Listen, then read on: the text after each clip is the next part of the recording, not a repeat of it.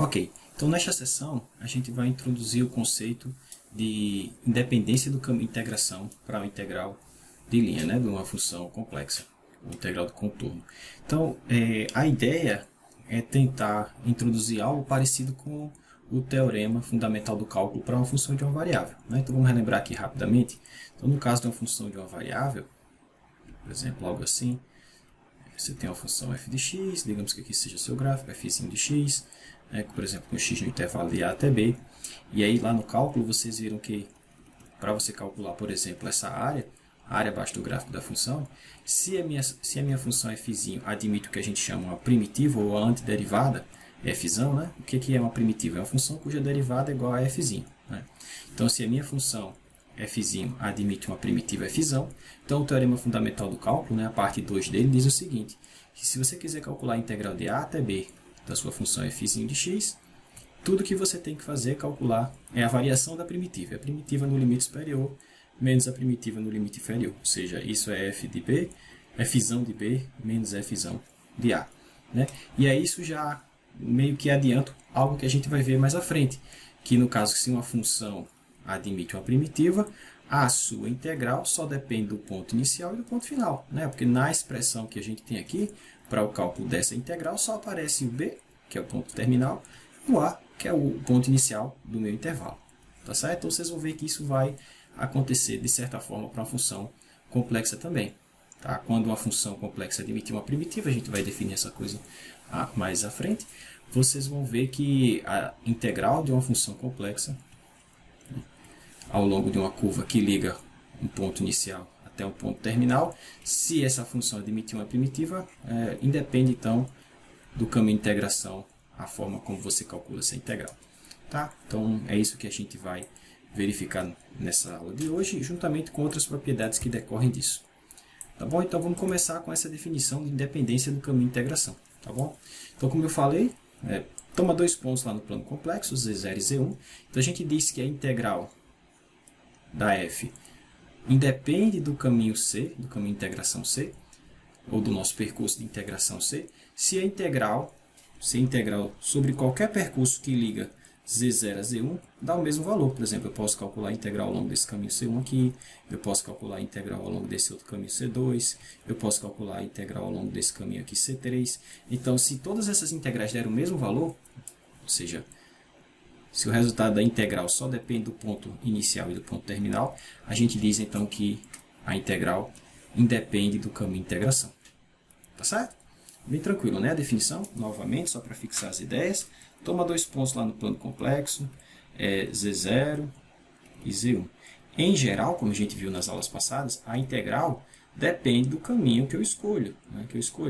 Se eu calcular a integral ao longo desse caminho c1, a minha integral f de z dz ao longo desse caminho c1 pode ter um certo valor. E aí, se eu escolher um outro caminho, por exemplo, esse caminho aqui c2, bom, os dois caminhos têm que sair do mesmo ponto, tá certo? Do mesmo ponto inicial para o mesmo ponto terminal, tá certo? Isso é necessário.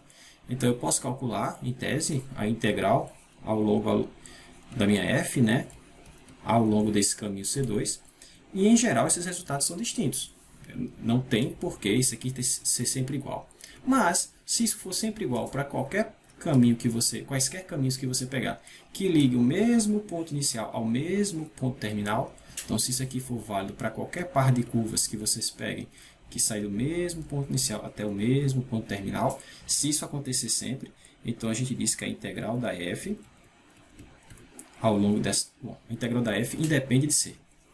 Coloca assim, independe de c.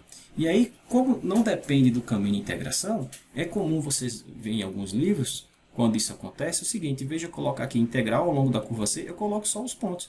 O ponto terminal e o ponto inicial e o ponto terminal. Tá certo? Então, se você vir em algum livro essa notação para integral de percurso, integral de linha de uma função complexa, é porque está implícito aí que a integral independe do caminho de integração. Tá certo? Porque se não fosse assim, ele teria que fornecer quem é o contorno C. Porque eu não tenho como adivinhar como é que eu vou sair desse ponto. Deixa eu mudar aqui um pouco. Como é que eu vou sair desse ponto para esse? Tá certo? Se ele não dá o caminho, é porque provavelmente você não precisa. E por que eu não vou precisar? Porque está sendo assumida implicitamente aí que essa integral independe do caminho de integração. Tá bom? A gente vai ver condições que garantem que essa integral independe do caminho de integração. Tá bom? Já já a gente vai ver essas condições. Então, aqui eu coloco uma observação que é o seguinte: se a integral independe do caminho de integração, então, bom, se você tem uma função f que é contínua e essa integral independer do caminho de integração, então a integral sobre qualquer curva fechada da minha f vai dar zero. Tá certo? Como é que a gente verifica isso? Bem simples, ó. Deixa eu voltar para cá. Deixa eu apagar aqui para ganhar espaço para explicar isso aqui. Então, o que a gente vai ganhar agora é o seguinte, que se a minha integral independe do caminho de integração, se eu pegar qualquer curva fechada, a integral dessa função tem que dar zero. Tá? Então, como é que a gente justifica isso? Deixa eu aproveitar esse mesmo desenho, do jeito que está aqui.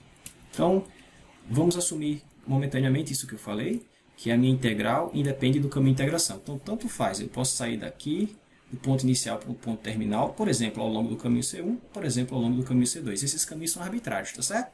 E aí faço o seguinte, considere esse caminho, deixa eu colocar em vermelho, considere esse meu caminho C. Eu vou criar um caminho C fechado da seguinte forma.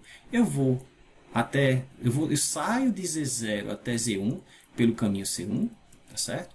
E aí eu volto para Z0, ao longo do caminho, não C2, porque C2 está com essa orientação, caminho menos C2, tá certo? Então eu vou criar um caminho fechado também arbitrário, porque como C1 e C2 são arbitrários, esse caminho fechado que eu estou criando é arbitrário também, é um caminho qualquer, tá certo? Só que eu vou tomar ele assim, como sendo C1, juntamente com o caminho menos C2. Lembra, esse menos aqui é só para dizer que a orientação que eu estou tomando agora é essa, tá certo? Voltando aqui, tá bom? Tranquilo? Então veja, esse caminho C é fechado. E vamos calcular a integral de linha ao longo desse caminho fechado. Então vamos lá. Calcular a integral de linha ao longo desse caminho fechado C. Então como é que isso vai ficar? Bom, por definição, isso é a integral ao longo do caminho C1, da minha f, né? Mais a integral ao longo do caminho menos C2. Tranquilo? Ora, mas eu sei que a integral ao longo do caminho menos C2 da f, isso é numericamente a menos a integral ao longo do caminho C2 original, né? Sem estar invertido.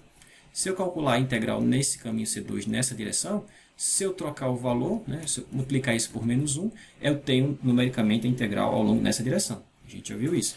Então eu posso substituir isso aqui assim, ó, e tirar esse sinal daqui.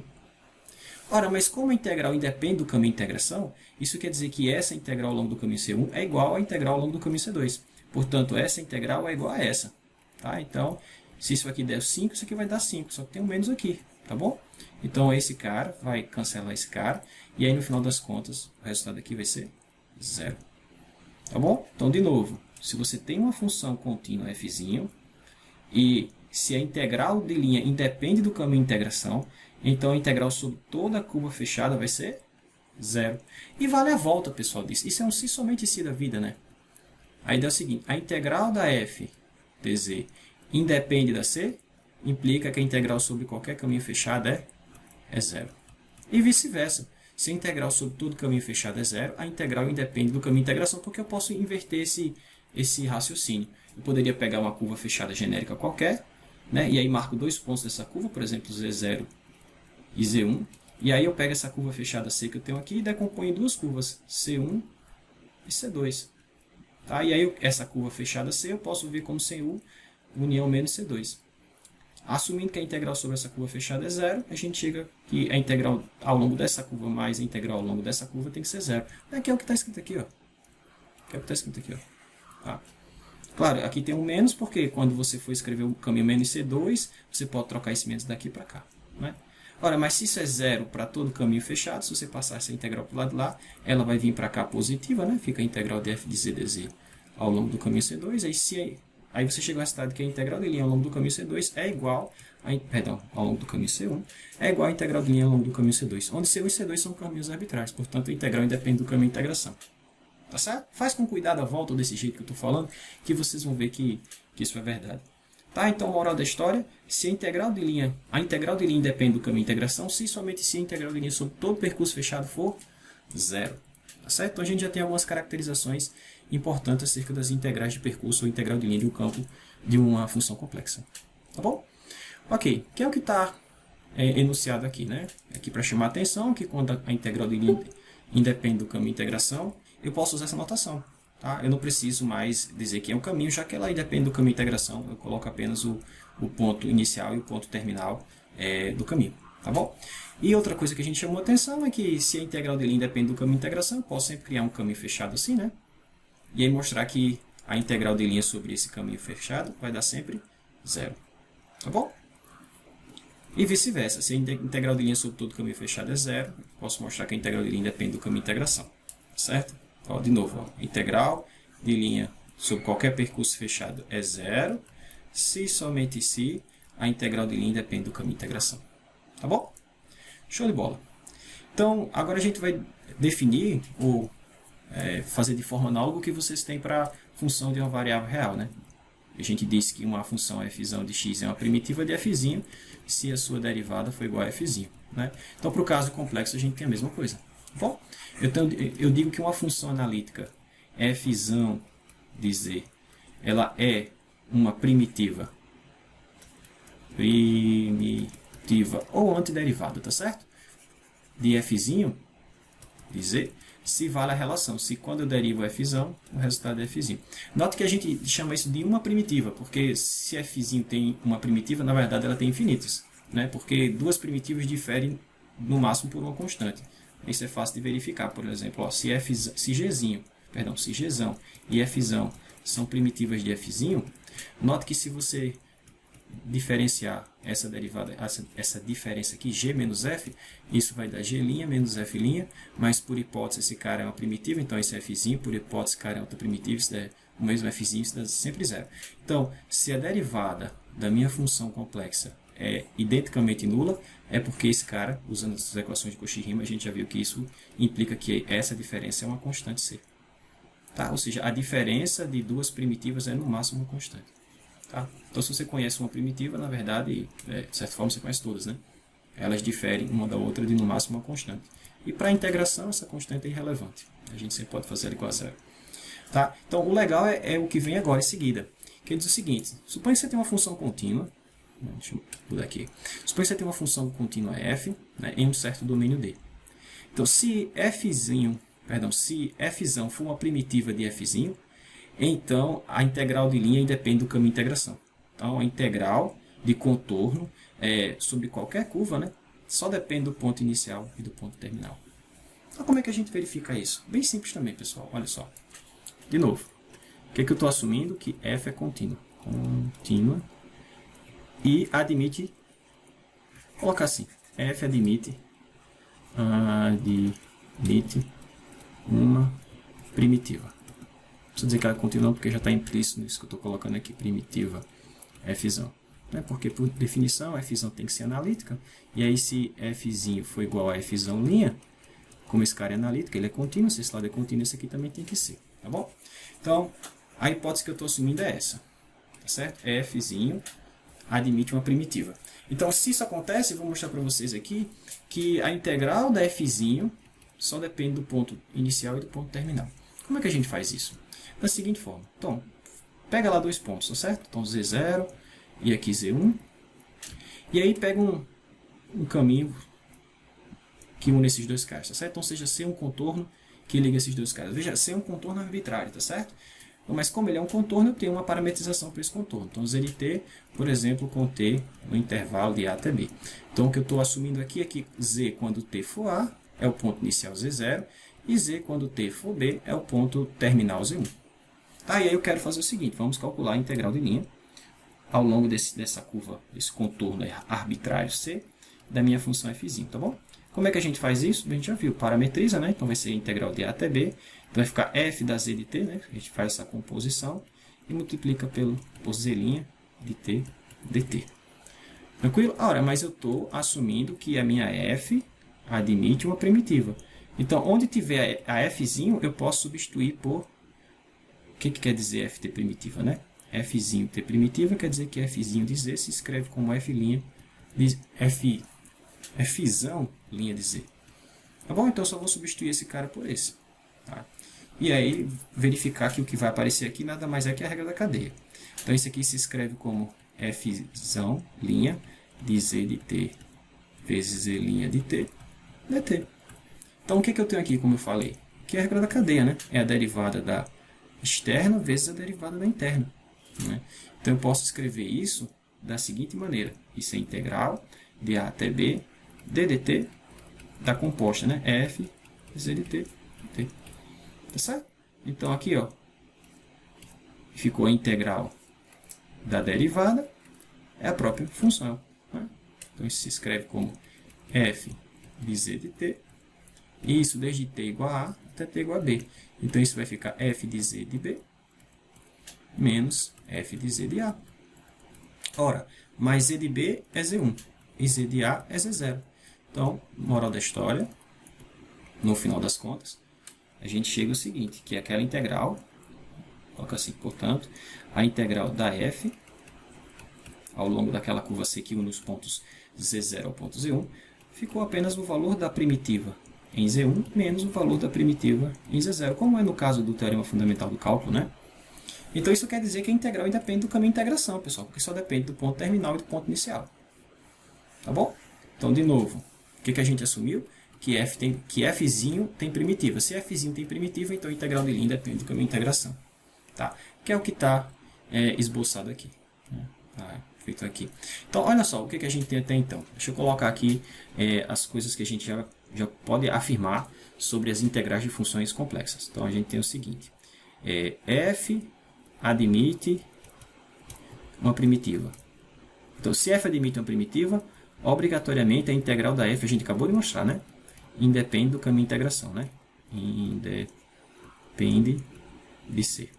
Então, essa primeira, se vale isso, vale a de baixo. Foi o que a gente acabou de mostrar, né? E se vale a de baixo, né? Se a integral de linhas independe do caminho de integração, a gente já viu então que a integral sobre toda a curva fechada é zero, porque só depende do ponto inicial e do ponto terminal. Se o ponto inicial e o ponto terminal são os mesmos, a integral é zero, né? Tá certo? Para toda curva fechada C. Então a gente já viu isso aqui, ó, que esse cara implica esse e vale a volta também, né? Tá certo?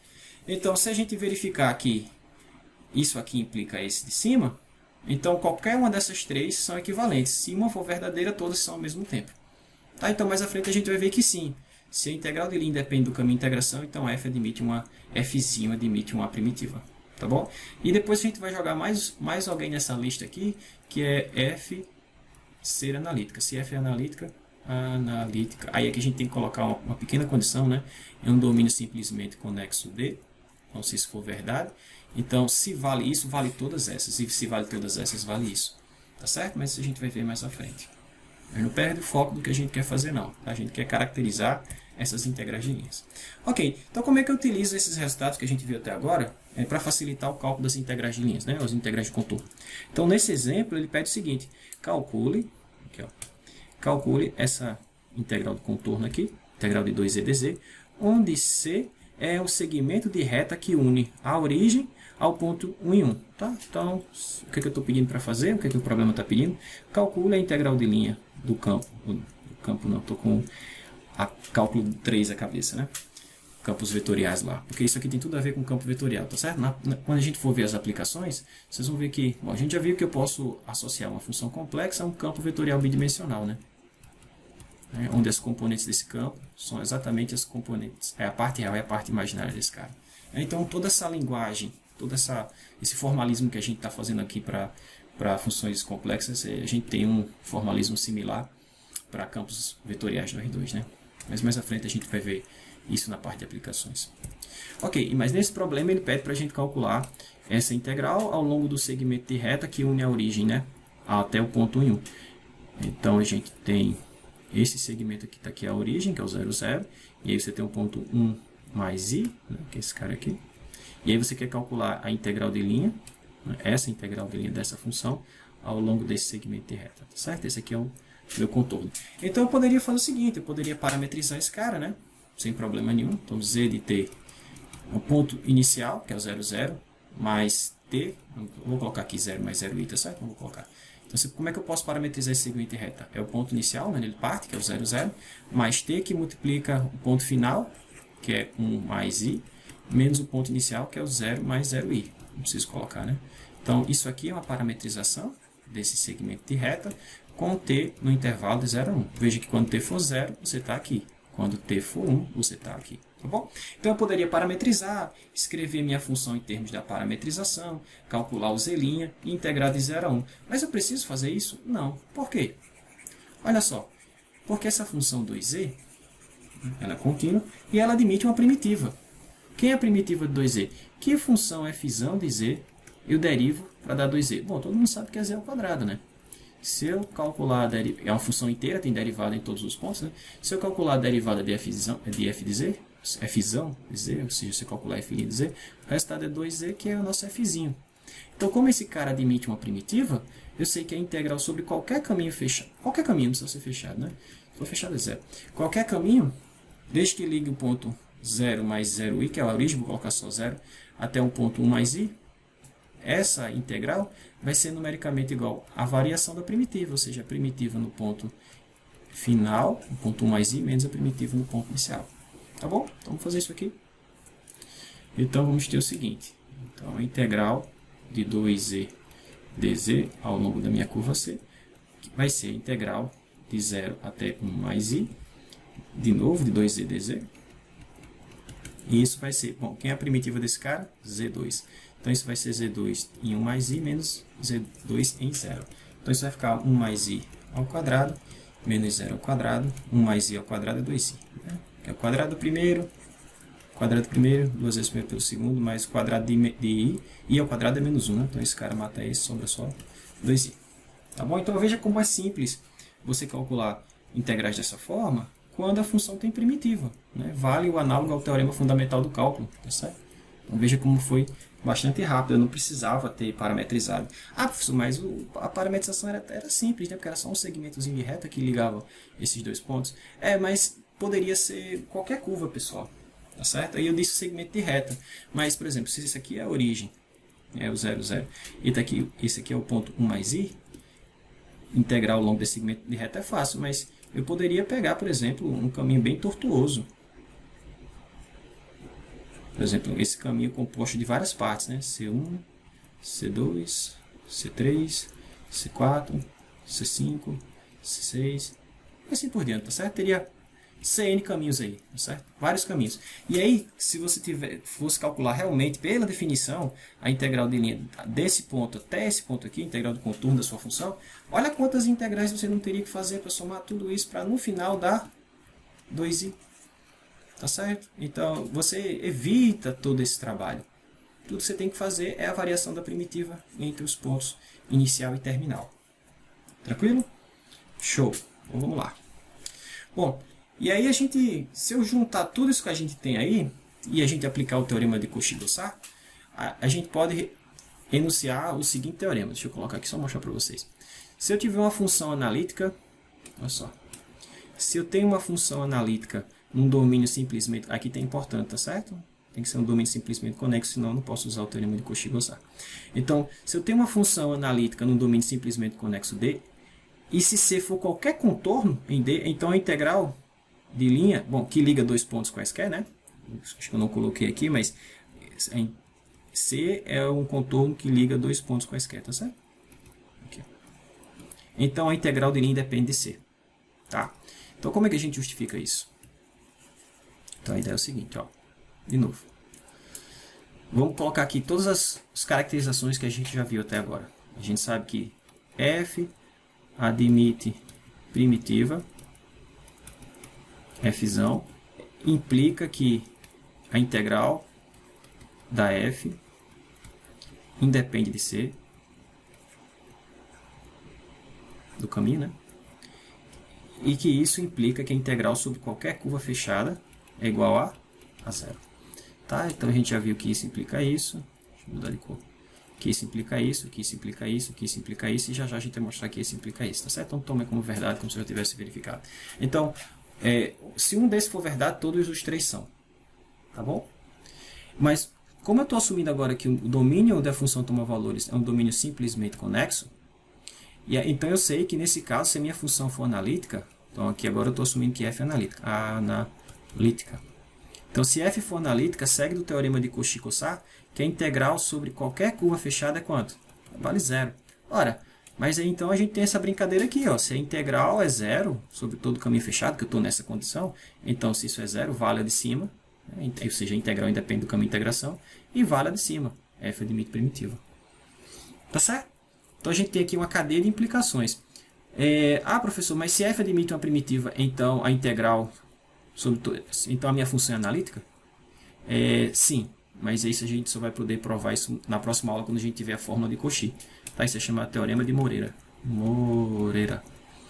Tá certo? Teorema de Moreira. Que diz o seguinte: se você tem uma função que admite primitiva, né? Função contínua que admite uma primitiva, então ela é automaticamente analítica. Tá certo? Claro, a gente tem que pedir que o domínio seja uma região simplesmente conexa. Tá certo? Mas isso a gente vai ver só na próxima aula. Vou ficar devendo isso para vocês agora, porque a gente não tem a fórmula de Cauchy. Ok? Então, como eu falei, aplicação direta, né, do Teorema de Cauchy, juntamente com as coisas que a gente já viu aqui em cima. Então, a aplicação direta do Teorema de Cauchy nos leva a concluir o seguinte, que se eu tenho uma função analítica, então a integral independe do contorno. Tá bom? Show! Então, como é que a gente pode usar essas informações, por exemplo, para calcular essa integral que está aqui? Ó. Então, calcule a integral da função 1 sobre z. Né? 1 sobre z, a função f de z igual a 1 sobre z, ela é analítica em todo o plano complexo menos a origem. Né? Então, ela é analítica no plano complexo perfurado. Né? Você tem aqui o plano complexo completo e retira a origem, ela é analítica em todos esses campos. Tá bom? Professor, então como é que eu faço para calcular essa integral? Olha o que ele está pedindo. Calcula a integral, né, da função 1 sobre z, onde c é o arco de circunferência. Né? É o arco da circunferência. Ele já deu a circunferência aqui parametrizada, z elevado a it, onde t varia no intervalo de menos π sobre 2 a π. Então deixa eu fazer aqui um breve esboço, só para a gente entender o que está acontecendo. Sempre bom fazer um esboço, por pior que seja o seu esboço como o meu, é sempre bom, isso é interessante fazer. Veja que quando t for menos π sobre 2, é elevado a menos iπ sobre 2, isso é menos, é menos 1, na verdade menos i, né? Porque isso fica cosseno de π sobre, cosseno de menos π sobre 2 mais i seno de menos π sobre 2, né? Cosseno de π sobre 2 é 0, de menos π sobre 2 ou π sobre 2 tanto faz, cosseno é função par, o seno é função i, por menos vem para fora, então aqui fica menos, e seno de π sobre 2 é 1, então ficou menos i. Então eu estou indo de menos i, tá certo? Até quando t for π sobre 2 eu vou estar em i, tá certo? Até i. Então eu saio desse ponto inicial, ponto terminal é esse, ao longo do arco de circunferência. Esse arco de circunferência, esse aqui, né? Uma circunferência de raio 1. Tá certo? Então eu saio de menos π sobre 2 até π sobre 2. Então esse carinha aqui. Tá certo? Tá mal desenhado, mas suponho que isso aqui é um arco de uma circunferência que tem raio 1. Então, esse é meu caminho. Tá? Então, se essa função, se f de z igual a 1 sobre z, se ela admitir alguma primitiva, então eu posso utilizar essa primitiva para calcular a integral dela. Ok? Então, quem seria o candidato aqui à primitiva de 1 sobre z? Bom, se fosse 1 sobre x, todo mundo ia dizer log de x, né? ln de x, né? Lá no cálculo. Então, o candidato aqui à primitiva para essa função é a função f de z igual a log complexo, né? Mas qual log, né? Porque, veja, a função log é uma função multivalente, né? Ela tem infinitos valores. Então, eu não posso dizer que a primitiva desse cara é log de z. Porque aqui não tem uma primitiva, tem infinitas, né? E aí, qual delas eu estou usando para calcular a integral? Não sei. Então, a gente tem que saber. Então, perceba que eu posso tomar como primitiva desse cara o log principal. Tá? Lembra, o log, a parte principal do log, ou o log principal, o valor principal dele, é definir da seguinte maneira. Como é que a gente define o log de um número complexo z? Bom, isso é o log real, né, do seu módulo. Né? A gente pode escrever módulo de z ou então r, se você escrever na notação polar. Mais i vezes θ, onde θ é um argumento. Né? Então, θ é um argumento qualquer. θ é um argumento de z. Mas o log principal ele foi definido se eu tomar o θ no intervalo de menos π a π fechado, né? E aí eu escrevo log assim, com L maiúsculo, né? Só que a gente sabe que o log definido nesse intervalo, ele não é contínuo ao longo do eixo real negativo, né? Nem para zero, nem para nenhum número negativo aqui, né? Nenhum x negativo. Então, quando a gente retira esse pedacinho aqui, a gente ganha o que a gente chama de um ramo, né? E esse aqui é o nosso corte de ramo, e o zero aqui é o ponto de ramo, né? Ou ponto de ramificação. Então, se eu fizer esse corte aqui, que não pertence, que não, o meu caminho de integração, veja, não passa por esses caras, né? Então não tem problema nenhum. Então, se eu tomar como primitiva da função 1 sobre z, se eu tomar o log principal dessa forma, né, então eu não tenho problema, porque essa função aqui, o log principal, está bem definida sobre esse contorno, né, sobre a região que contém esse contorno, tá certo? Então, como a gente tem uma primitiva, o trabalho de calcular essa integral é bem simples, né? É só fazer a variação da primitiva. É a primitiva no limite superior menos a primitiva no limite inferior. Eu não preciso parametrizar e calcular a integral. Se quiser fazer, faça, mas não é necessário. Tá certo? Então aqui tem um desenho melhor. Então, o que a gente vai tomar? Eu vou tomar o log principal de z, como sendo a primitiva de f de z igual a 1 sobre z. Tá certo? Então, se eu tomar esse f, nessa região que está mostrada aqui para vocês, essa função é analítica, e sua derivada é exatamente 1 sobre z. Tá bom? E então aí fica fácil, né? Porque agora a integral de dz sobre z ao longo dessa curva aí vai ser igual à integral, como a gente sabe que ela tem primitiva, independe do caminho de integração, então eu posso colocar só os pontos, tá certo? Desde menos i até i, de novo, dz sobre z. E isso vai ser igual ao log de z, que é a primitiva desse cara, avaliado de menos i a i. Tá? Então eu vou calcular. Vai ficar log principal de i menos log principal de menos i. Tá? Vamos só calcular esse cara e simplificar para ver o que vai dar. Então como é que a gente define o log principal de i? Bom, esse é o log real do módulo de i, mas o módulo de i é 1, né? Mais i vezes o argumento principal de i. Ora, i está aqui, né? O argumento principal desse cara é π sobre 2, é esse ângulo aqui. Então, i vezes π sobre 2, tá certo? Da mesma forma, o log de menos i vai ser o log real do valor absoluto de menos i, mas o valor absoluto de menos i é 1, né? Mais i vezes o argumento de menos i. Só que menos i está aqui embaixo. Esse ângulo aqui, ó, é menos π sobre 2. Tá bom? Então fica menos π sobre 2. Como o log de 1 é 0, isso aqui fica iπ sobre 2. Esse cara fica menos i π sobre 2. Tá bom? Então, se eu substituir aqui na expressão esse cara por iπ sobre 2 menos iπ sobre 2, o resultado vai ser, bom, menos com menos mais, vai ficar iπ. Tá certo? Então, moral da história, assim. A nossa integral de dz sobre z ao longo dessa curva aí vai ficar iπ. Ok? Então, veja, esforço quase nulo, né? Tá? Pouca coisa que a gente tem que fazer aqui. Claro, uma vez que você identificou que a função em questão tem uma primitiva, né? Ela tem infinitas, né? E aí você tem que saber quem é o candidato aí, um bom candidato para ser primitiva, para você poder calcular essa integral. Show de bola. Ok, então o próximo teorema, ou o próximo resultado é o seguinte, que se você tem uma função, se f for uma função contínua, né, e a integral independer do caminho de integração, então f admite uma primitiva. Foi o que ficou faltando eu mostrar para vocês, né? Naquela cadeia de implicações, eu falei o seguinte, vamos sempre ter isso aqui em mente. Então, f admite primitiva, f implica que a integral da f independe do caminho de integração, né? Independe de c. Então, isso aqui, essa implicação a gente já fez, tá? E esse cara implica que a integral sobre qualquer caminho fechado dá zero, certo? Então, essa implicação aqui, essas duas implicações a gente já fez. O que eu vou fazer é essa de cá, porque foi o que ficou faltando, tá certo? Então, portanto, se a minha função, se qualquer uma dessas proposições for verdadeira, todas ao mesmo tempo são. Basta que uma delas seja verdadeira, todas as outras serão. Tá? Então, o que a gente vai fazer agora aqui é o seguinte. Deixa eu ver o enunciado novamente lá. Então, se f for contínua e a integral independer do caminho de integração, então f admite primitivo em todos os pontos do domínio D. Tá certo? Aqui o domínio nem precisa ser simplesmente conexo. Tá bom? Não é necessário.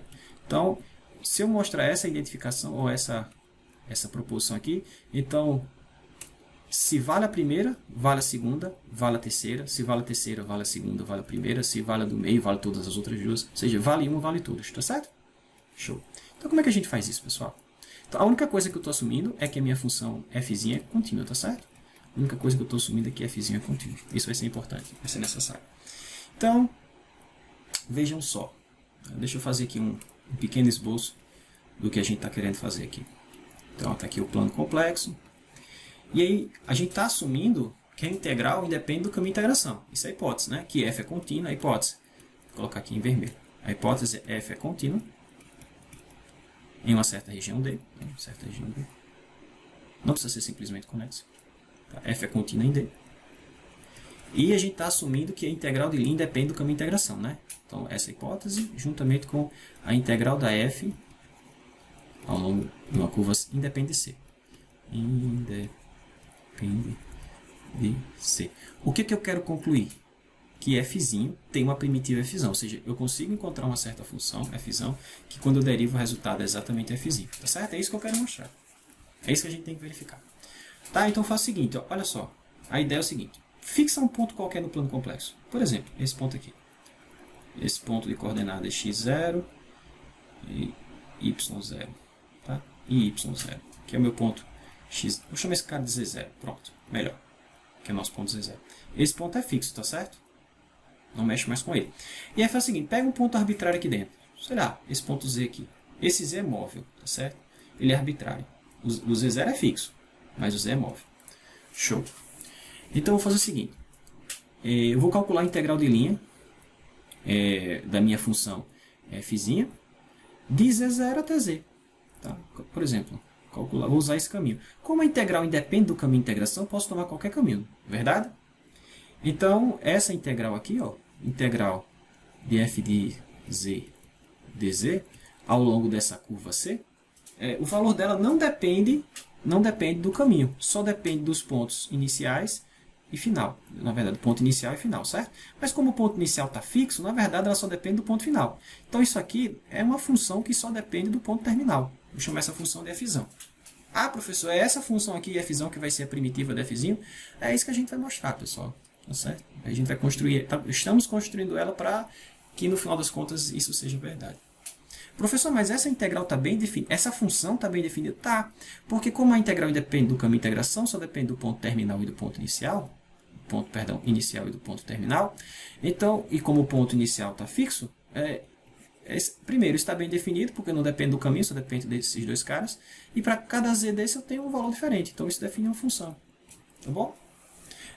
Só para o Newton não sair lá do túmulo dele e vir puxar o meu pé, eu não vou usar a mesma variável de integração do que o cara que está aqui no limite de integração, não, tá certo? Então eu vou colocar S aqui, só porque é um costume, né? É uma cor de cavalheiros, a gente nunca usa a variável de integração com o mesmo termo que está nos limites de integração, tá? Para o Newton não sair lá do túmulo dele e puxar o meu pé, vamos escrever isso dessa forma.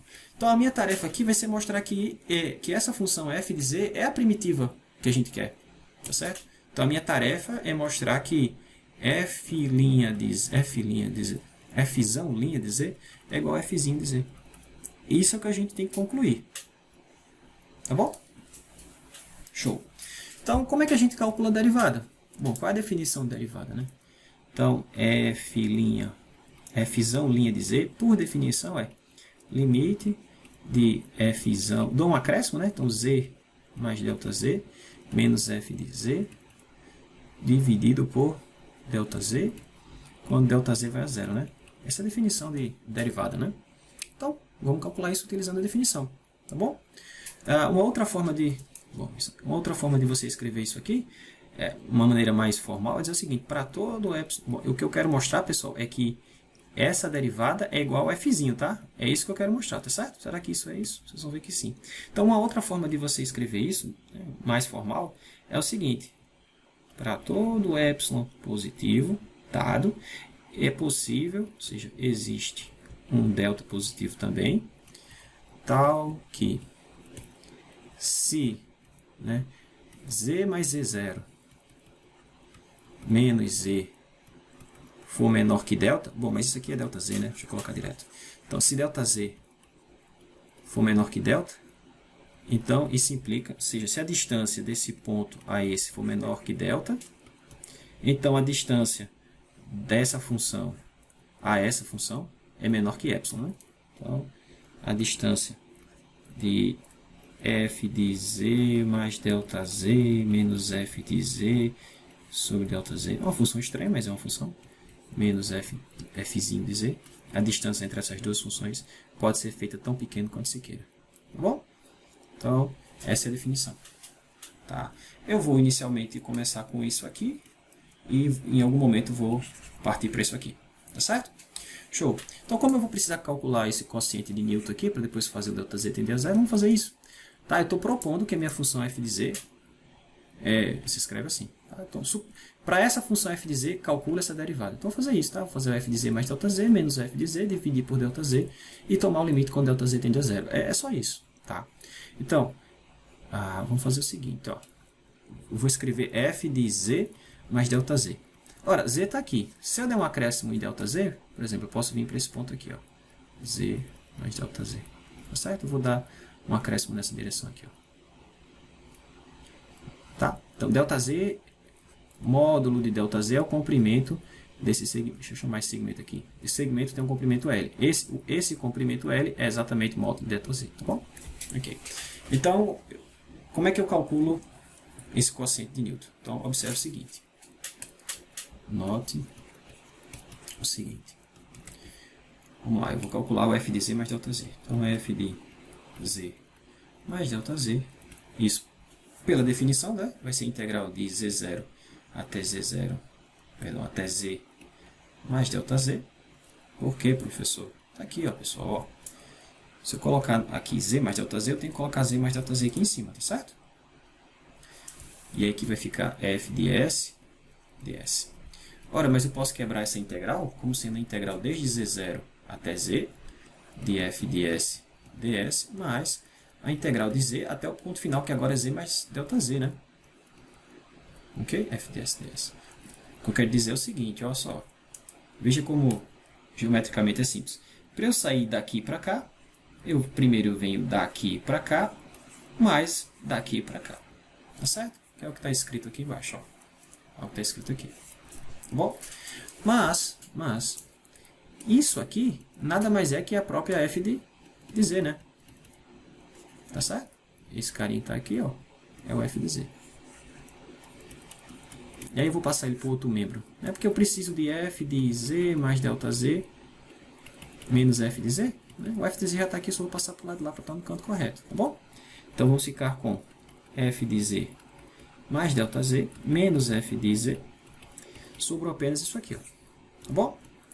Sobrou integral de z até z mais ΔZ f de s ds. Bom, mas eu preciso dividir todo mundo por ΔZ para tomar o limite quando ΔZ tende a zero, né? Então eu vou dividir. Dividido por ΔZ. E aqui eu vou dividir por ΔZ. Tá certo? Ok. Só que eu vou calcular esse limite pela definição. Tá?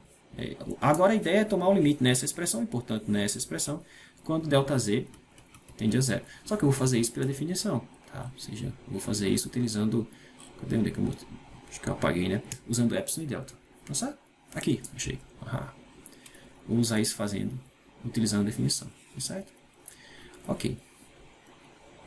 Antes disso, note o seguinte.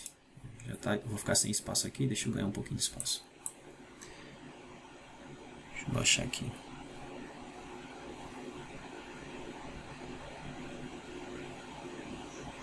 Pronto. Se precisar de mais espaço, eu desço mais. Então, antes disso, eu vou fazer o seguinte. Ó. Percebam, vê se vocês concordam comigo. Eu posso escrever fzinho de z como sendo fzinho de z vezes ΔZ dividido por ΔZ, e isso não altera nada. Não é verdade? Desde que ΔZ não seja zero, é. E aí eu posso escrever ainda essa parte aqui de cima da seguinte maneira. Vê se concordam comigo. 1 sobre ΔZ, que é esse cara. E aí, isso que está aqui em cima, esse f de z ΔZ, eu vou escrever assim. Ó. Eu vou escrever como integral de f de z ds desde z até z mais ΔZ. Não, professor, não pode fazer isso não. Pode sim. Não pode não, você colocou a função para dentro da integral. Pessoal, mas preste atenção. Essa integral é na variável s. O f de z é constante. Eu posso colocar de volta para fora. Não tem problema nenhum. Esse carinha não estaria aqui. Qual é a integral ds? S. de z até z mais ΔZ. Bom, isso é z mais ΔZ, né?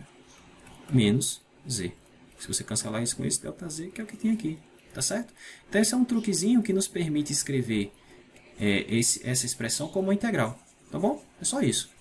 Por que eu estou fazendo isso? Porque eu vou precisar desse cara menos esse, em valor absoluto, não é? Aqui, ó, porque eu vou calcular o limite agora utilizando a definição. Então, eu preciso desse cara. Tá? Então, eu vou fazer isso para estimar quanto é que vale isso aqui. Quanto é que vale esse módulo. Tá bom? E aí, como esse cara aqui eu escrevo como essa integral, eu vou fazer a mesma coisa. Eu vou escrever esse cara como uma integral. Tá certo? Porque aí fica fácil de relacionar as duas integrais. Tá bom? Então, moral da história. Se eu subtrair esse cara desse, é a mesma coisa que eu subtrair esse cara desse. E aí fica fácil, né? Olha só. Vou mudar de cor aqui para lilás. Então, f de z mais ΔZ menos f de z dividido por ΔZ menos f de z. Isso é igual a essa integral menos essa. Mas essa aqui tem 1 sobre z, essa também tem. Então, aparece para todo mundo, 1 sobre ΔZ. As duas integrais é no mesmo limite de integração. É de z até z mais ΔZ. Show de bola. Então, vai ficar todo mundo numa integral só. Z até z mais ΔZ. Aqui eu tenho f de s. Tudo bem. Aqui eu tenho f de z. Como é um menos outro, está aqui. ds. Ok? Olha como ficou compacto. Tá bom? Então, esse truquezinho foi só para poder reescrever essa diferença entre essas duas funções dessa forma. Tá? E aí, agora vamos estimar o valor absoluto disso, né? Tá bom? Então, toma o valor absoluto dos dois lados. Tá? Só que aqui eu tenho um produto, né? Esse termo vezes esse outro termo. Então, o valor absoluto do produto é o produto dos valores absolutos. Então, isso aqui vai ficar igual a 1 sobre o módulo de ΔZ vezes o módulo da integral desde z até z mais ΔZ de f de s menos f de z, né? ds. Ok? Show de bola. Agora, eu vou utilizar o fato que a integral do módulo é menor ou igual que o módulo da integral. A gente já viu isso. Então, isso aqui vai ficar 1 sobre o módulo de ΔZ vezes... Bom, esse módulo vai aqui para dentro. Então, vai ficar assim, ó. Integral de z até z mais ΔZ do valor absoluto disso aqui. F de s menos f de z vezes o valor absoluto de s. Tranquilo? Bom, o que eu vou fazer agora é estimar quanto vale isso aqui. Vou tentar estimar esse cara para utilizar a desigualdade ML. Né? E o que a desigualdade ML diz? Que se minha função ela for limitada, então a integral dessa função ao longo de uma curva C é menor ou igual que esse limitante M vezes o comprimento da curva CL. Tá bom? Então eu vou tentar utilizar essa desigualdade. O comprimento dessa curva que eu estou integrando aqui, o L, é o próprio ΔZ, né? Porque eu estou saindo do ponto Z para o ponto Z mais ΔZ, esse tamanho aqui, o módulo, né? O comprimento desse cara é módulo ΔZ. Certo? Então o L eu sei quem é. Será que isso aqui é limitado? Será que essa diferença é limitada? Porque se for, eu vou usar esse limitante para poder simplificar isso aqui. Tá bom? Então o que eu vou usar aqui? A única coisa que eu não usei ainda, que é o fato da f ser contínua. Tá? Então como a f é contínua, isso quer dizer o seguinte: para todo epsilon maior que zero, existe um delta com a seguinte condição: se a distância de S a Z for menor que delta, então isso implica que a distância da f de S até a f menos Z é menor que esse epsilon. Tá bom?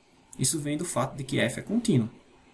Tá? Então, desde que eu tome, vamos fazer o seguinte: vamos tomar esse delta tal que ele seja maior que o meu ΔZ, que é a distância entre o ponto S, o ponto Z e o ponto Z mais ΔZ.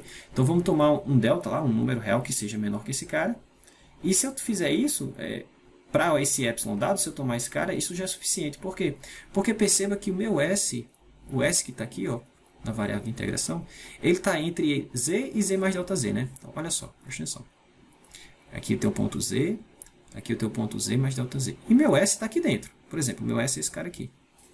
Então, a distância de S a Z, que é o que eu tenho aqui, ela é menor que a distância de Z até Z mais ΔZ, que é o próprio ΔZ.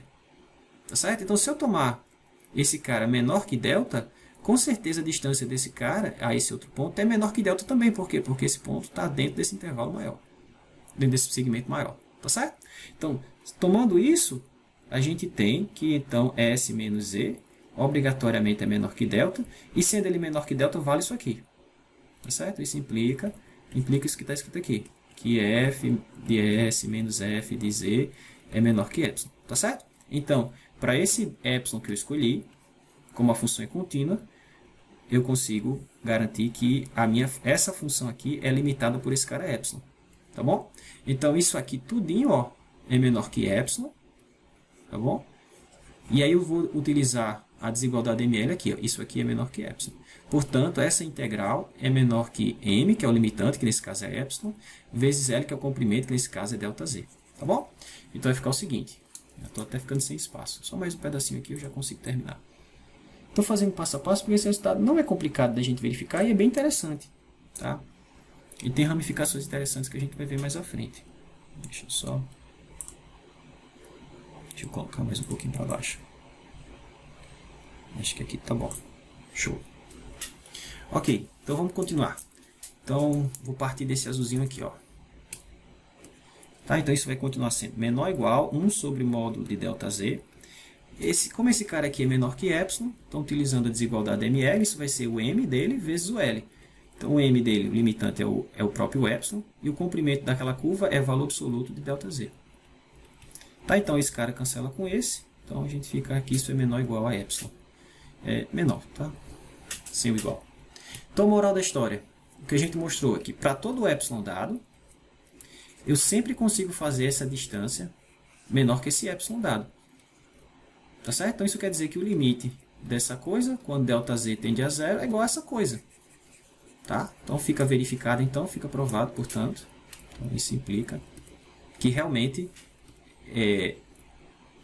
f' de z é igual a f. Assim. Tá? Ou seja, esse cara é uma primitiva desse.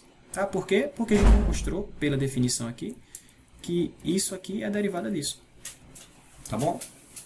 Show! Então, com isso, a gente fica com todas aquelas... Deixa eu ganhar mais um espaço só para relembrar tudo que a gente já tem. Então, com esse resultado, a gente tem aquela cadeia de implicações, né? Vou só listá-las aqui, porque depois a gente só vai usar. Vai ficar só uma coisa para mostrar para vocês, que é o teorema de Moreira, mas esse a gente faz na próxima aula. Que é o seguinte, de novo, vamos aqui para a nossa lista de implicações.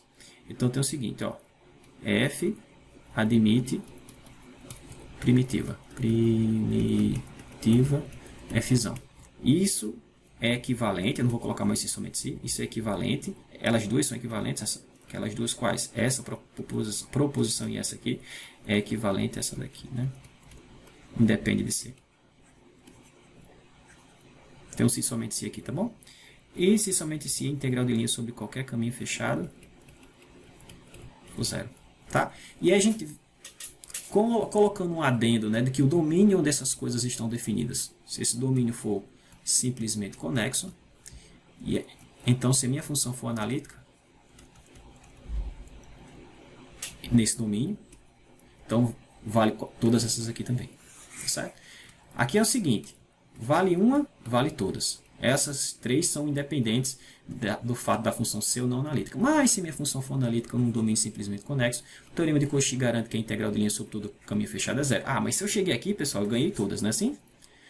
Ok? Então, esse cara implica esse, portanto, implica todas essas aqui. Para fechar o ciclo, eu teria que voltar para ele, né? Ou seja, mostrar, por exemplo, que se f admite primitiva, então a função num domínio simplesmente conexo, então f é analítica. Mas esse é o teorema de Moreira, que a gente vai ver na próxima aula. Tá? Depois que a gente tenha a famosa fórmula de Cauchy, fórmula integral de Cauchy. Tá? Mas daqui para frente, uma função ser analítica quer dizer qualquer uma dessas coisas aqui. Tá? Uma função ser analítica num domínio simplesmente conexo quer dizer qualquer uma dessas coisas que eu circulei aí. Tá? Então a gente tem uma caracterização bastante interessante das funções analíticas. Né? Fora a outra condição, que é satisfazer as equações de Cauchy-Riemann. Né? Então, mais uma condição que você pode colocar aqui, né? É equivalente a satisfazer as equações de Cauchy-Riemann, né? Onde, né, as funções u e v são de classe C1, né? Admite derivadas parciais contínuas de primeira ordem. Tá? Então, tudo isso é equivalente. Tá? Então, tem uma função complexa que satisfaz as equações de Cauchy-Riemann e cujas derivadas parciais, ou cujas funções, né, u e v, são funções de classe 1.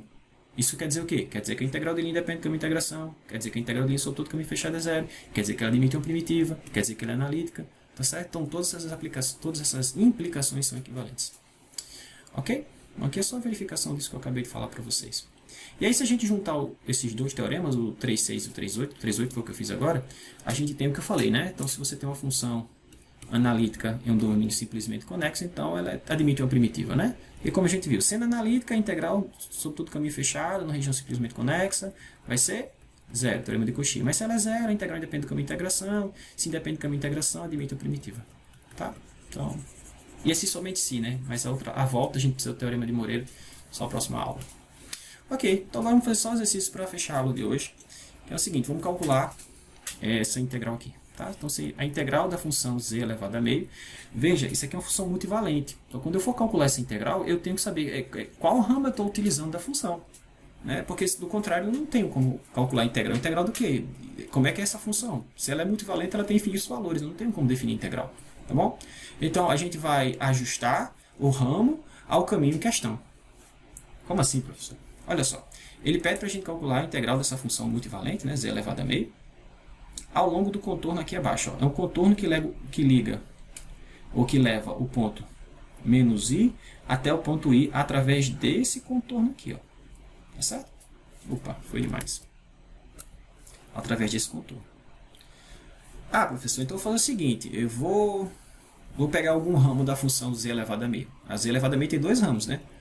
Bom, tem outros, tem vários, né? Mas tem os dois ramos que a gente trabalhou aqui foi o seguinte. É o ramo principal, que é a raiz quadrada principal, né? E menos a raiz quadrada principal. Tá certo? Esses são dois ramos para essa função. A gente pode definir outros, né? Como é que a gente definiu esse ramo aqui?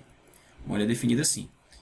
Se o seu número complexo está na forma polar z vezes e elevado a i, então a raiz quadrada principal desse número vai ser a raiz quadrada do módulo do cara vezes e elevado a i, né? I sobre 2, onde θ está entre menos π e π. Né? Θ aqui é um argumento principal. Tá certo? Agora, será que eu posso utilizar essa raiz quadrada aqui, esse ramo, para calcular essa integral? Onde é que eu teria um problema se eu quisesse calcular essa integral ao longo desse caminho, se eu fosse parametrizar? Eu teria um problema aqui, olha só. A minha função, como o θ vai de menos π a π, eu nunca passo, deixa eu até mudar de cor, eu nunca passo ao longo do eixo, a minha função não toma valores, não está definida, não é contínua ao longo do eixo real negativo. Então tem um problema aqui, pessoal, eu não posso utilizar esse ramo, essa escolha de ramo aqui. Por quê? Porque o meu caminho de integração passa exatamente onde a função não é contínua. Então se ela não é contínua, na analítica não tem nem primitivo, tá certo? Então, para eu calcular essa integral ao longo dessa trajetória que eu mostrei aqui, eu não posso utilizar o ramo principal. Que isso fique claro. Por quê? Porque esse ramo aqui não me permite cruzar o eixo x negativo. O θ vai de menos π, está aberto, não está fechado, até π. Ou seja, eu começo um pouquinho antes e termino um pouquinho antes. Eu não chego aqui em θ igual a menos π ou θ igual a π, ou seja, eu não cruzo o eixo negativo, o eixo real negativo. Então eu não posso utilizar esse ramo. Então eu vou fazer uma escolha de outro ramo, tá? Esse eu não posso utilizar, pessoal. Tá bom? Então o que é que eu vou fazer? Bom, eu vou escolher outro ramo da função raiz quadrada. Eu vou chamar esse ramo de f1 do z. E ele vai ser definido de mesma forma, né? Bom, tem uma parte real, que é a raiz quadrada de r, vezes e elevado a i θ sobre 2. Só que eu vou fazer o seguinte, o meu θ, ele vai ter que estar entre... Vamos fazer assim. Para o θ, eu vou fazer o θ entre menos π sobre 2, ou seja, meu θ vai daqui. Eu posso fazer entre 0 e 2π. Vamos tomar esse. Entre 0 e 2π. Então, se eu tomar essa escolha de ramo, o meu θ varia aqui, ó, de 0, um pouquinho antes daqui, ó, por isso que eu já tinha deixado indicado aqui. Então, eu começo um pouquinho antes e termino... Perdão, começo um pouquinho depois e termino um pouquinho antes. Tá? Então, para essa escolha de ramo, para esse ramo aqui, para essa escolha desse ramo, claro, IR diferente, IR maior que 0, né? Então, para essa escolha de ramo, eu não tenho problema, porque aqui eu não cruzo o eixo x positivo. Mas eu não tenho problema em não cruzar o eixo x positivo. Eu tinha problema em não cruzar o eixo x negativo. Mas esse caminho, com essa escolha de ramo aqui, eu não tenho problema, porque olha só, eu posso fazer o meu θ variar sem problema nenhum, de 0 até 2π. Em algum momento o θ vai ser π, eu vou passar por aqui e não tem problema algum. Tá certo? Então vamos utilizar essa escolha de ramo aqui. Ó. Ok. Então com essa escolha aqui, a função ela é integrável. Ela é analítica. Se ela é analítica, ela admite uma primitiva, né? A gente já viu lá em cima, são aquelas várias consequências. Então quem seria uma primitiva para essa função? Quem seria uma primitiva para z elevado a meio? Z elevado a 3 meios vezes 2 terços, né? Para esse mesmo escolha de ramo, essa função é analítica. Se ela é analítica, ela tem a derivada. Para derivar ela, a gente já sabe. Como é que eu derivo z elevado a alfa? Quando z elevado a alfa é analítica. Né? Você pega um ramo de z elevado a alfa. Como é que eu derivo? Alfa vezes z elevado a alfa menos 1. A gente já viu isso. Tá? Então, qual é a derivada de z elevado a 3 meios? Bom, tem um 2 terços que já tinha. Caio 3 meios vezes z elevado a meio. Tá certo? Então, essa função aqui, ó, f de z definida dessa forma, nessa região, ela é analítica e sua derivada, f' de z, é exatamente essa função aqui, f1. Tá certo? Que é a função que eu estou integrando, lá, z a meio. Então, eu só tenho que fazer a variação da primitiva. A primitiva no ponto terminal, menos a primitiva no ponto inicial. Só isso, pessoal. Tá bom? O que é o que está escrito aqui? Note que o ramo principal de z elevado a meio não está definido ao longo do raio θ igual a π, né? Ao longo do x negativo. Porém, se eu pegar esse ramo aqui, como eu falei para vocês, a função é contínua, está bem definida, né? Tem uma primitiva, que é esse cara, né? Que é 2 terços de z elevado a 3 meios. Tá bom? E aí a gente pode calcular tudo tranquilo. Tá certo? Vamos fazer aqui. Moral da história. Então, a integral ao longo daquela curva lá de z elevado a meio vai ser igual a integral desde menos i até i. E aí eu estou usando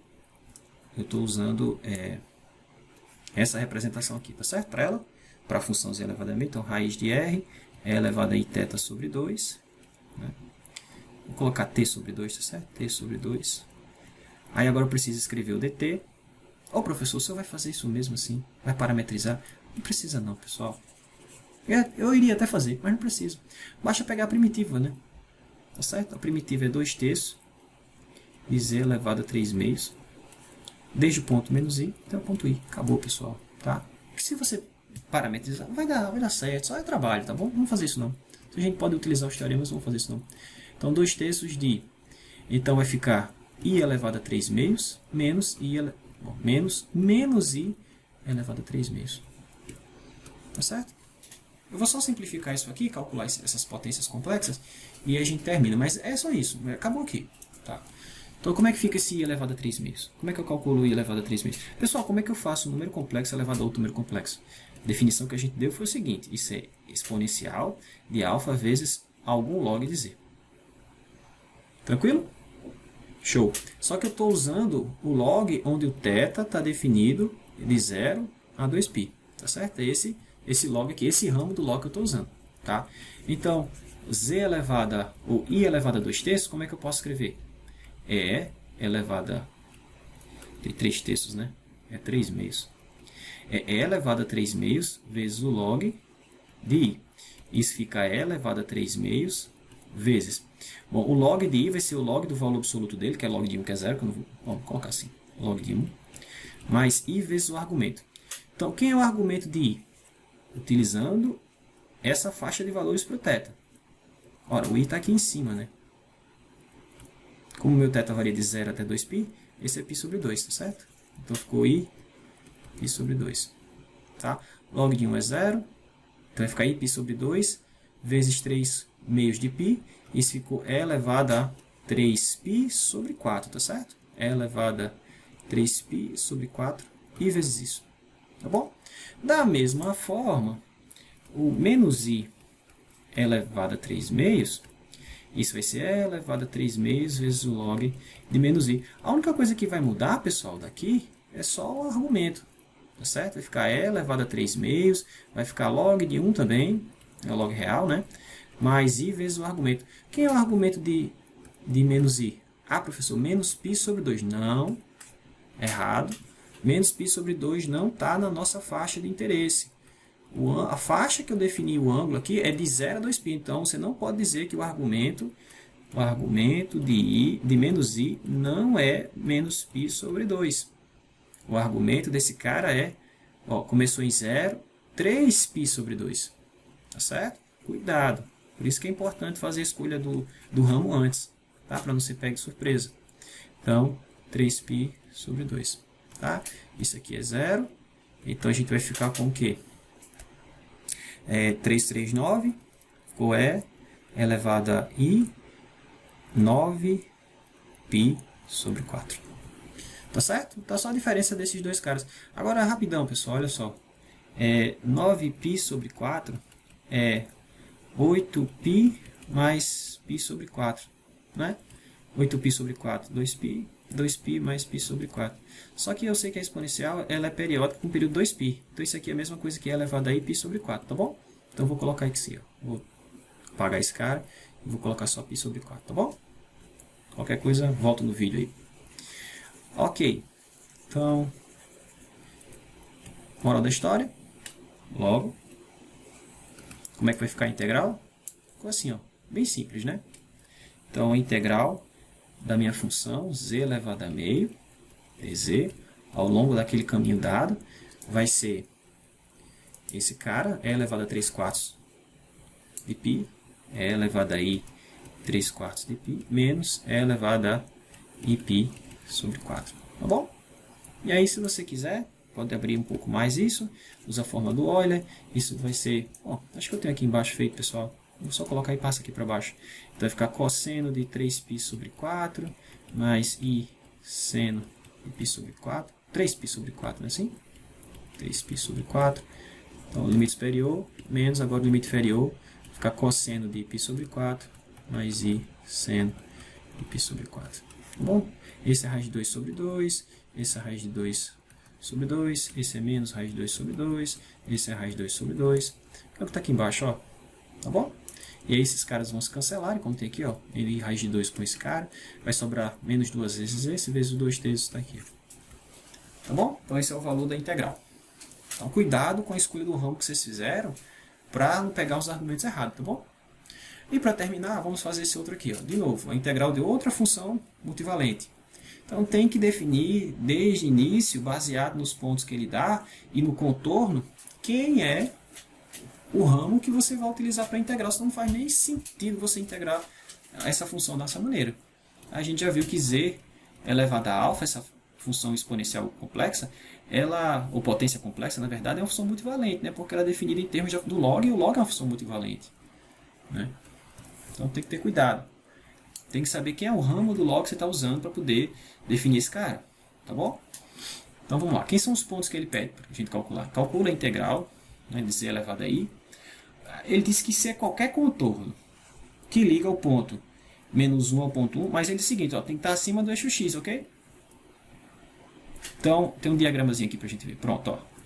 Então, é qualquer contorno como esse está desenhado aqui, que liga o ponto menos 1 ao ponto 1. Mas o contorno tem que estar, né, na parte imaginária de z, parte imaginária de z maior que 0. Certo? Mal é igual, né? Vai ser igual quando eu tiver em menos 1 e 1. Tá? Mas tem que estar no plano superior aqui. Tá bom? Ok, então eu tenho que vir aqui e pegar e tomar aqui um ramo de z elevado a i que seja analítico, né? Onde z elevado a i seja contínuo para que eu possa calcular essa integral. Se eu tomar um ramo onde esse aqui é analítico, então essa função admite uma primitiva, e aí basta fazer a primitiva no limite superior, que é 1, menos a primitiva no limite inferior. Tá bom? Então vamos tentar pegar um ramo de z elevado a i, onde essa função seja analítica e tenha primitiva. Né? Quer dizer, se ela for analítica, ela tem primitiva, isso a gente já viu, né? Um teorema, né? Ok, só que, de forma geral, como é que é definida... Eu posso pegar o valor principal de z elevado a i? Não. Por quê? Porque, olha só, o valor principal de z elevado a i envolve o valor principal do log. Né? E, de novo, z elevado a i é definido como e elevado a i vezes log de z.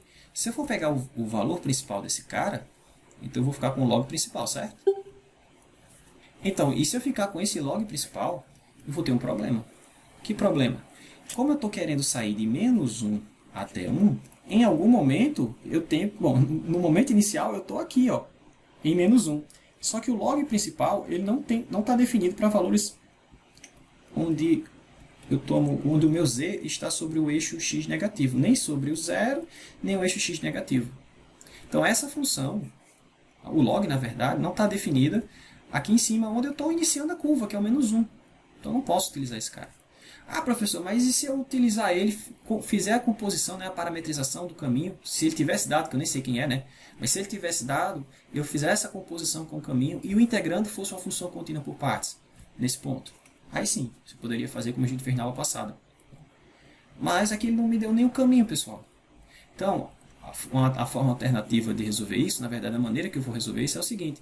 Vamos tomar um ramo do log que não me faça passar por esse ponto. Na verdade, não que não faça passar, que eu não tenha problema nesse ponto. Tá? Então, vou fazer o seguinte, eu vou pegar um outro ramo do log. Então, normalmente quando a gente usa o log principal, né, que a gente define assim, ó, log de r mais i θ, o θ está entre menos π e π.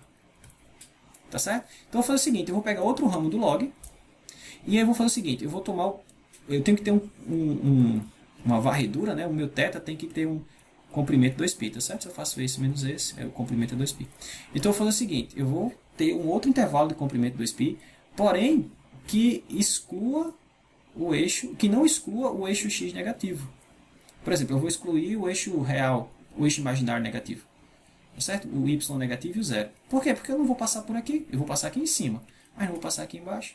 Tá? Então eu vou fazer o seguinte, eu vou pegar o θ de menos π sobre 2 até 3π sobre 2. Ou seja, se eu faço o meu θ variando daqui até aqui, veja que eu passo pelo eixo x negativo, passo pelo positivo também, passo pelo eixo y negativo e não passo pelo eixo y negativo. Mas não tem problema em não passar por aqui, porque minha curva não cruza o eixo y negativo.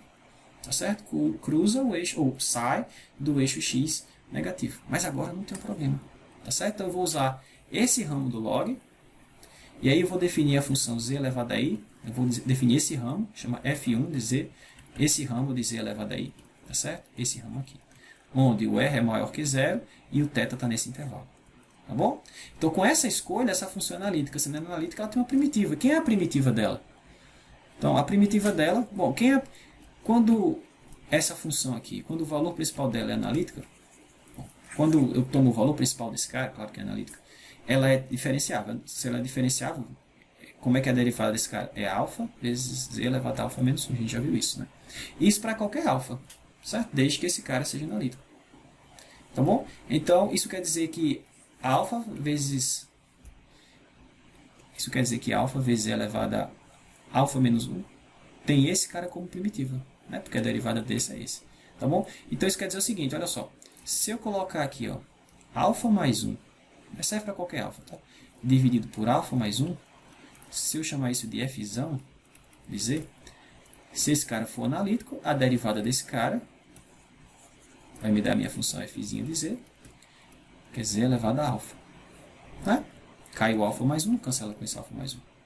Então, o que seria uma primitiva de z elevado a i? É z elevado a i mais 1 sobre mais 1. Né? Porque se eu sendo esse cara diferenciável, analítico, eu posso derivar, cai o i mais 1, cancela com esse i mais 1. E subtrair um de cima, eu tenho esse cara. Tá bom? Então, para aquela escolha de ramo que eu fiz lá em cima, moral da história, tá bom? Vou tentar resumir isso aqui. Essa história que eu falei até agora. Então, para essa escolha de ramo, a gente tem que a função f de z igual a f de z igual a z elevado a 1 mais i sobre 1 mais i é uma primitiva. É uma primitiva. Primitiva de f1 de z, que é z elevado a i. Tá? Basta derivar. Eu posso reescrever, para não ficar com esse 1 mais i aqui embaixo, vou multiplicar por 1 menos i em cima e 1 menos i embaixo. Se você fizer isso, em cima vai ficar 1 menos i, e embaixo vai ficar isso ao quadrado, isso ao quadrado vai ficar 2, né? Então fica isso vezes z elevado a 1 mais i. Tá? Então essa é a primitiva. Acabou, pessoal. Se eu conheço a primitiva, agora é como se fosse o teorema do cálculo, teorema do cálculo profissão de variável real. É só a variação da primitiva, né? Deixa eu colocar assim, ó. Assim. Aquela integral vai ficar. Então, integral de z elevado a i ao longo de um contorno C que liga o ponto menos i até o ponto i, isso vai ficar igual a... Não, acho que é menos 1 a 1, né? Deixa eu ver lá em cima. Isso, menos 1 a 1, perdão. Então, que liga o ponto menos 1 ao ponto 1.